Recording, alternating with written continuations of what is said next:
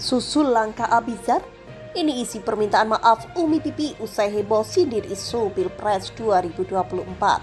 Dilansir dari banjarmasin.posko.id, susul langkah Abizar, begini isi permintaan maaf Umi Pipi soal isu Pilpres 2024. Umi Pipi pendakwah mantan istri mendiang Ustadz Jeffrey Al-Bukhari akhirnya meminta maaf. Ia mengunggah ungkapan maaf dalam tulisan putih berlatar hitam via akun Instagram @umi_pipi Kamis 22 Februari 2024 lalu. Permintaan maafnya itu jadi tindak lanjut atas unggahan kontroversial sebelumnya menyangkut isu pemilihan calon presiden dan calon wakil presiden Pilpres 2024. Ia kini berharap agar siapapun pemimpinnya kelak bisa membawa kebaikan bagi bangsa Indonesia. Umi Pipi juga meminta maaf kepada semua pihak yang merasa dirugikan atas lisannya baru-baru ini. Maaf lahir batin untuk semua yang dirugikan atas tulisan saya. Sudah ya, jangan saling serang lagi antar pemilih. Kita pasti tidak memikirkan kemenangannya saja, tapi yang lebih kita pikirkan bagaimana negeri kita jadi lebih baik dalam segala hal. Rakyat mendapatkan kemudahan dalam segala aspek kehidupan, negara kita menjadi berkah. Baldatun toyibatun forofun gofur siapapun nanti yang terpilih. Semoga bisa membawa Indonesia menjadi baik, tulis Umi Pipi. Bismillah, ibu-ibu solihah, bapak-bapak soleh, maaf lahir batin atas segala salah dan ucap. Sudah ya, jangan pada saling serang antar saudara, siapapun yang memimpin. Kita nggak mikirin kemenangan yang sesaat, tapi yang kita harus pikirkan Indonesia untuk selamanya agar menjadi baik.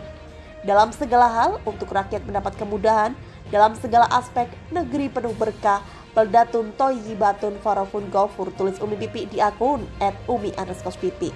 Istri mendiang Ustadz Jeffrey Al-Bukhari tersebut juga mendoakan agar Tuhan memudahkan segala urusan hingga diberikan keselamatan dunia dan akhirat. Maaf lahir batin semuanya, semoga Allah berkahi. Mudahkanlah segala urusan kalian, diberikan rezeki dan kebahagiaan dan keselamatan dunia akhirat, imbuhnya kembali. Sebelumnya, Umi Pipi telah mengunggah sebuah tulisan yang menjelaskan terkait pernyataannya. Tak hanya itu saja, Umi Pipi juga akhirnya mematikan kolom komentar di media sosial pribadinya lantaran unggahannya viral. Masya Allah, ramai dan heboh sekali gara-gara pada nggak paham dengan kalimat saya di story. Langsung dipost di mana-mana. Yang paham akan ngerti, yang nggak paham akan mencaci. Maaf saya matikan kolom komentarnya karena saya tidak mau kotor hati dengan baca ucatan kalian semua, tulis Umi Pipi kembali.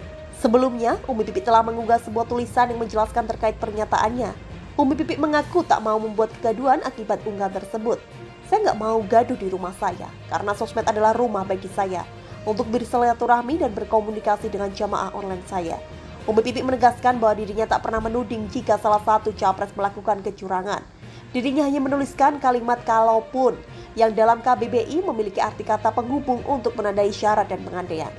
Fahami lagi isi story saya, kalaupun saya di awal ada kata-kata kalaupun. Kalimat kalaupun itu sama artinya dengan kalimat seandainya. Apabila, berarti kan termasuk kalimat belum pasti.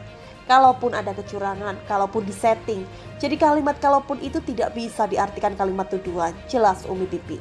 Alasan Umi Pipi menuliskan kalimat tersebut lantaran dirinya berkaca pada kejadian di pemilu sebelumnya. Ia merasa kecewa dan takut jika kejadian pemilu sebelumnya terulang kembali. Dan kenapa saya sampai menulis story tersebut? Karena saya kembali teringat pemilu yang lalu dengan segala kecurangannya yang saat itu saya memilih paslon yang sekarang mencalonkan lagi. Bahkan tiap malam dulu saya sering ke rumah beliau, benar-benar membela memilih. Karena saya melihat pribadi beliau, mungkin juga semua orang saat itu sama pilihannya hanya beliau katanya. Sampai ada kejadian di pemilu saat itu banyak nyawa hilang, bahkan terjadi insiden penembakan dan lain-lain. Benar-benar pemilu saat itu membuat sedih luka, kecewa, bahkan saudara saya yang jadi petugas KPPS pun sakit berhari-hari. Hasilnya pun saat itu bukanlah ada kecurangan, suara PBW yang banyak sekali semua rakyat memilih beliau dan beliau kalah. Sampai sekarang kasus banyak. Nyawa yang hilang pun sampai sekarang tidak terselesaikan. Salah satu jemaah pengajian saya yang anaknya meninggal saat ada insiden penembakan ketika pemilu sebelumnya masih sedih sampai sekarang, jelas Umi Pipi kembali.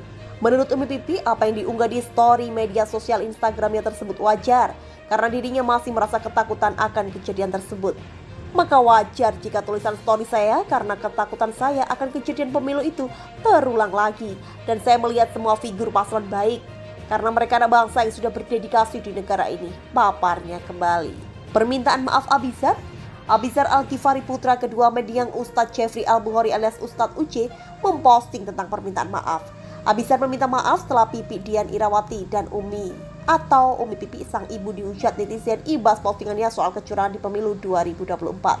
Sejauh ini, Umi Pipi terpantau masih mengunggah postingan yang memicu pro dan kontra masyarakat. Sadar sang ibu dihujat habis-habisan, Abizar Al-Ghifari muncul sebagai perwakilan keluarga untuk mengutarakan maaf. Saya mewakilkan keluarga meminta maaf atas apa yang telah terjadi dan sedang jadi perbincangan semua orang.